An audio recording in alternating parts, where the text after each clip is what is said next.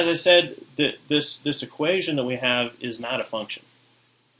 We get a circle, doesn't pass the vertical line test, it's not set up in y equals. So let's just look at, if you have a standard graphing calculator, you won't be able to enter in y squared plus x squared equals r squared. You have to have it as y equals. So let's look at our circle equation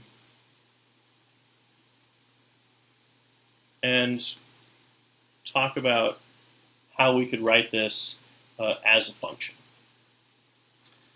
So in order to write something as a function, we need to solve for y. We need to have it in y equals. So the first thing I'm going to do is I'm going to subtract the x squared from both sides. So we get y squared equals r squared minus x squared. And then to get y alone, we have to take the square root. But remember, when variables are involved like this and we take the square root, we have to account for both the positive and the negative square root. Well, as a function, we can't have plus or minus. We either have one or the other.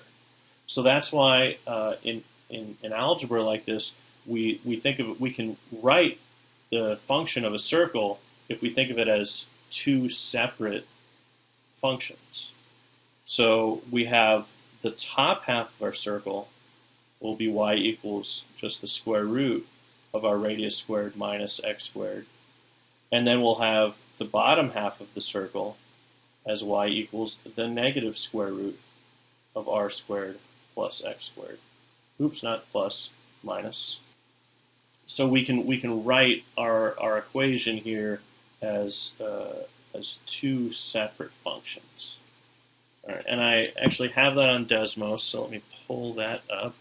So I can write the equation as two separate functions. And you see now I've got the top half, r squared, the square root of r squared minus x squared, that's the green circle, semicircle.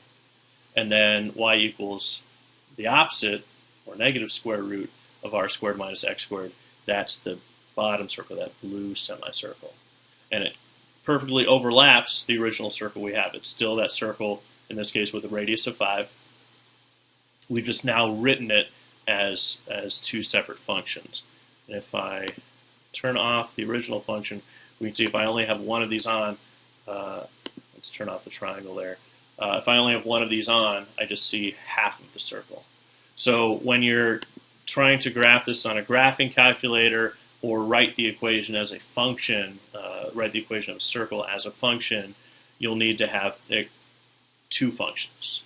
One with the positive square root and one with the negative square root. And when you combine both those together, we get our complete circle.